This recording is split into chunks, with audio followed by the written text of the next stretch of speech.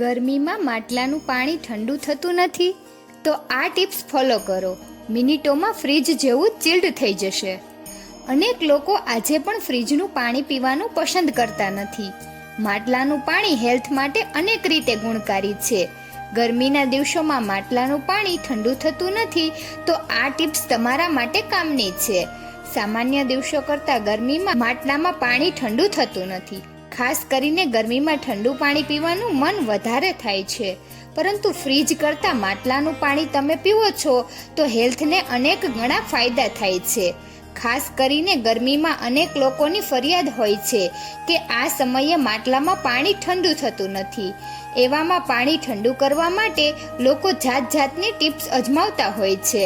તેમ છતાં પાણી સમયે ઠંડુ થતું નથી.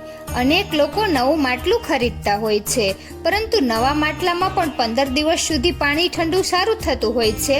આમ ગરમીમાં આ સમસ્યા તમને પણ સતાવે છે તો આ ટિપ્સ તમારા માટે બહુ કામની છે. તો જાણો આ ટિપ્સ વિશે.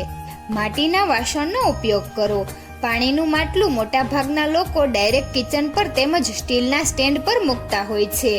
એવામાં જ્યારે સ્લેબનો ફર્શ ગરમીને કારણે વધારે ગરમ થઈ જાય, જેની અસર માટલા પર પણ થાય છે.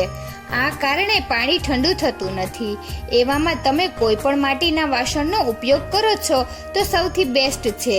આ માટે બજારમાંથી એક એવી માટીનું વાસણ લો જેમાં માટલું ઉપર પ્રોપર રીતે સેટ થઈ જાય. ભીના કપડાની મદદ લો. માટલાનું પાણી ઠંડુ થતું નથી તો તમે ભીના કપડાની મદદ લઈ શકો છો.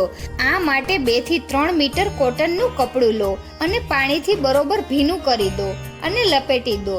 અડધો કલાકના અંતરે પાણી છાંટતા જાઓ. આમ કરવાથી અંદર પાણી મસ્ત ઠંડુ થશે. આ રીતે માટલું ખરીદો. માટલું લેતી વખતે નાની વાતોનું ધ્યાન રાખવું ખૂબ જરૂરી છે.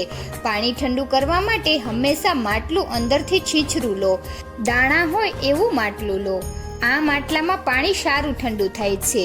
નવું માટલું લો ત્યારે હળવા હાથથી એને ટકોરીને જુઓ.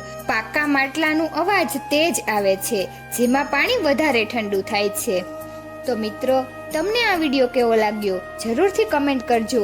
જો સારો લાગ્યો હોય તો વિડીયોને લાઈક અને શેર કરજો અને અમારી ચેનલને જરૂરથી સબસ્ક્રાઈબ કરજો. વિડીયો અંત સુધી જોવા બદલ ખૂબ ખૂબ આભાર.